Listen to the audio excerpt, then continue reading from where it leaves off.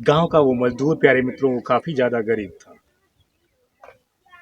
उसके पास ना तो खेत था, ना उसके पास खेती करने के लिए कोई भी साधन थे, और वो खाली मजदूरी के सहारे रहता था वो बेचारा मजदूर।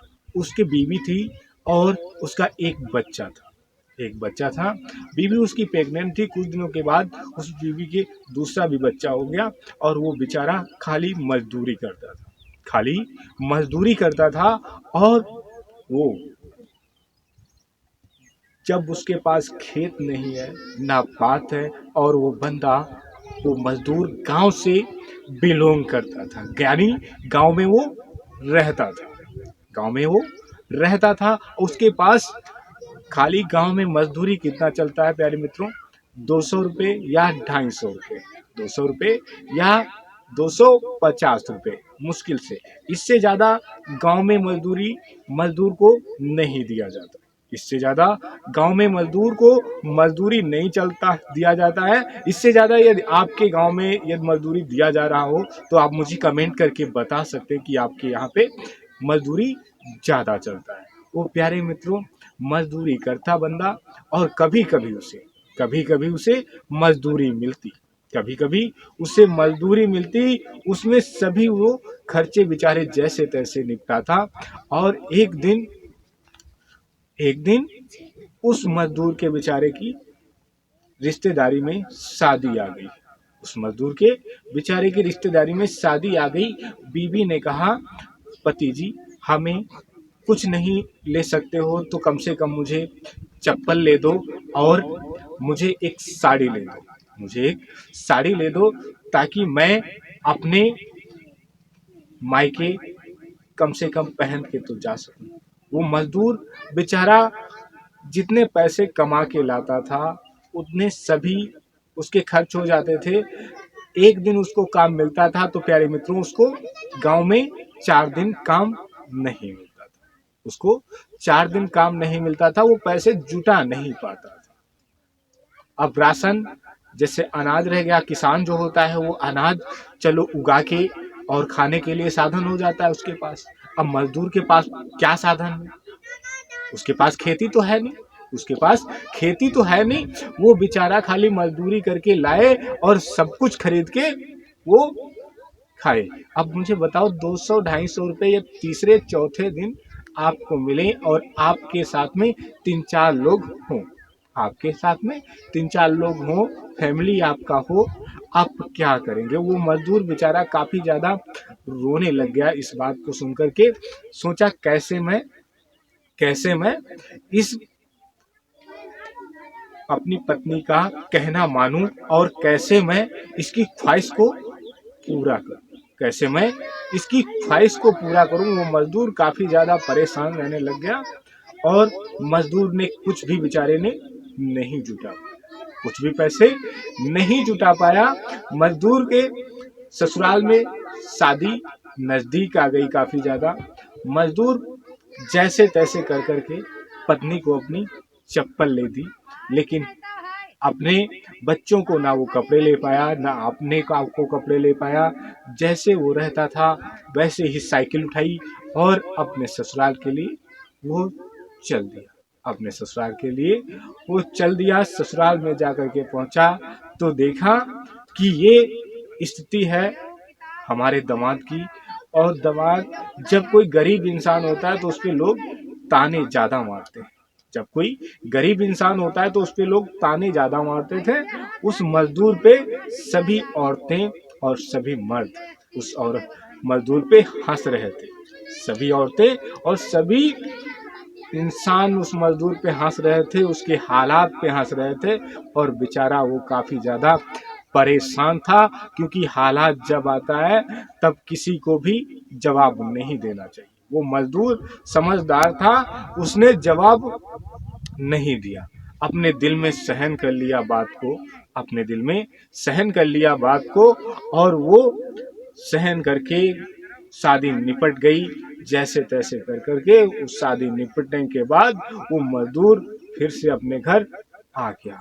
मजदूर की परेशानियां बढ़ती ही चली जा रही थी। खर्चा ज़्यादा और आमदनी कम। खर्चा ज़्यादा और आमदनी कम प्यारे मित्रों। तो वो मजदूर काफ़ी ज़्यादा परेशान हो गया। मजदूर काफ़ी ज़्यादा परेशान हो गया। उसकी रिलेशन में कोई परदेश कमाने के लिए गया हुआ था। उसके रिलेशन में कोई परदेश कमाने के लिए गया हुआ था। जब वो रिलेशन में अपने गया सिस्टर के यहाँ पे, तो सिस्टर ने बताया कि आप भैया बाहर चले जाओ, यहाँ पे काम भी नहीं मिलता, आपको काफ़ी ज़्यादा परेशानी रहती है और खाने को भी नहीं आपको सही से मिलता है। नमक मिलता है तो हो सकता है सब्जी ना मिल पाए। सब्जी आप खाते हैं तो हो सकता है रोटी आपकी व्यवस्था नहीं कर पाते हैं। इतनी गरीबी में कैसे हालात रहे हैं, हम भी घर की व्यवस्था को जानते हैं। बहन ने उसकी कहा चलो उनसे बात करो और हम लोग परदेश कमाने के लिए चलते हैं। परदेश कमाने के लिए हम लोग चलते हैं। वो मजदूर वहाँ उनके गांव जाता है और जो वो परदेश कमाने के लिए गया हुआ था उसके घर वालों से मिलता है, उसका मोबाइल नंबर लेता है और उससे बात करता है। और उसकी किस्मत भी अच्छी साथ देती है। कहते हैं गरीब है तो क्या हुआ, यह खुदा नहीं रूठा, तो ये दुनिया चाहे जितना भी रूठ जाए कुछ भी नहीं बिगाड़ सकती। गरीब है तो क्या हुआ, ये दुनिया चाहे जितना रूठ जाए, ये खुदा नहीं रूठा तो तुम्हारा कोई कुछ भी नहीं बिगाड़ सकता। तो प्यारे मित्रों, वो मजदूर वो मजदूर उससे बात हो जाती है। कंपनी में एक जगह भी खाली थी। उस मजदूर को वहीं पे बुला लिया। उस मजदूर को वहीं पे बुला लिया और वहीं पे बुलाने के बाद वो मजदूर काम करने लग गया 9,000 की सैलरी में। काम करने लग गया 9,000 की सैलरी में दिल्ली के अंदर। अब वो बंदा काम करते करते उसकी पत्नी को भी वो अपनी वहीं पे ले आया और पत्नी उस फैक्ट्री में, पत्नी का भी उसकी 3-4 महीने के बाद उसका भी काम वहां पे ड्यूटी लग गया। पत्नी को भी 6,000 रुपये 8 घंटे का ड्यूटी उसको मिल गया। 6,000 रुपये 8 घंटे ड्यूटी का उसको मिल गया। अब वो दोनों प्रतिदिन ड्यूटी जाते और बच्चे भी थोड़े बड़े बड़े हो गए और बच्चे स्कूल पढ़ने जाते। बच्चे स्कूल पढ़ने जाते और वो मजदूर फैक्ट्री में मजदूरी करने जाता प्यारे मित्रों। और उसकी पत्नी भी मजदूरी करने जाती। उसकी पत्नी भी मजदूरी करने जाती और वो मजदूर काफी दिनों तक मजदूरी करते करते करते करते एक बार अपने गांव आया। तो सभी लोग उसके पीछे और सभी लोग उसका हाल चाल पूछने लग गए। सभी लोग उसको पूछे और सभी लोग उसका हाल चाल पूछने लग गए। तब उनसे कहा कि हाल चाल अब क्या पूछते हो, हाल चाल अब क्या पूछते हो, जब पूछना था तब किसी ने नहीं पूछा, जब पूछना था तब किसी ने नहीं पूछा, अब हाल चाल पूछते हो जब हाल चाल हमारा खुद ठीक है। हाल चाल हमारा खुद ठीक है। अब ठीक को क्या ठीक, ठीक को क्या ठीक पूछना जब वो देखने में ही ठीक लग रहा है। प्यारे मित्रों, वो मजदूर गांव में कुछ दिन रुकता है, एक आध हफ्ते। उसके बाद गांव से वो फिर मजदूर दिल्ली शहर के लिए अपने परिवार के साथ में रवाना हो जाता है। वहीं पे सेटल होकर के वहीं पे काम करने लग जाता है। वहीं पे काम करने लग जाता है मजदूर। सालों साल काम करते करते उसने काफ़ी ज़्यादा पैसे इकट्ठे कर लिए। उसने काफ़ी ज़्यादा मजदूर ने पैसे इकट्ठे कर लिए। उसके बाद उस मजदूर ने वहीं पे जगह खरीद ली। उस मजदूर ने वहीं पे जगह खरीद ली। मजदूरी करते करते उस मजदूर ने वहीं पे अपना मकान बना लिया। वहीं पे उसके बच्चे पढ़ने के लिए जाते और वहीं पे वो रहने लग गए। वहीं पे वो रहने लग गए, सेटल हो गए। बच्चा धीरे धीरे कर करके काफी ज्यादा पढ़ता चला गया, पढ़ता चला गया, पढ़ता चला गया। बीए कर गया, बीटेक कर गया, बीकॉम कर गया बच्चा। और वो मजदूर बेचारा बुढ़ा हो धीरे धीरे होने को आ गया, परंतु उसकी ड्यूटी चलती रही, सैलरी उसको मिलती रही, कंपनी में सैलरी उसकी बढ़ती ही चली गई। मजदूर ने अपनी हवेली बना करके तैयार कर ली।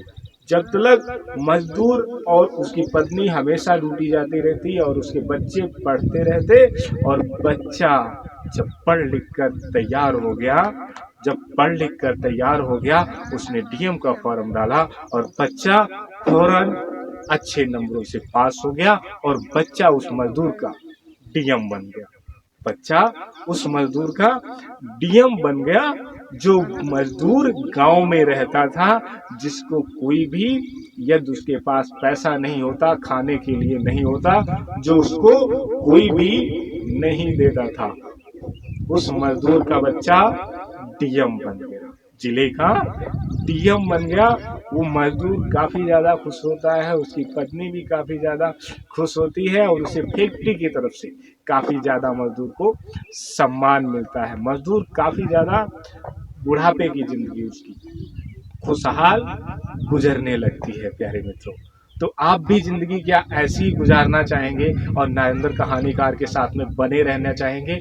तो प्यारे मित्रों, आपको भी अपने बच्चों को, कहीं भी रहते हैं, कुछ भी काम करते हैं, आप अपने बच्चों को शिक्षित बनाएंगे तो आपका भी भाग्य इस मजदूर की तरह उजलेगा। ऐसी बात नहीं है कि आपको यह जन्म दिया है परमात्मा ने, तो आपको खाने के लिए मुंह दिया है, तो रोटी कहीं ना कहीं से वही व्यवस्था करके आपको देगा।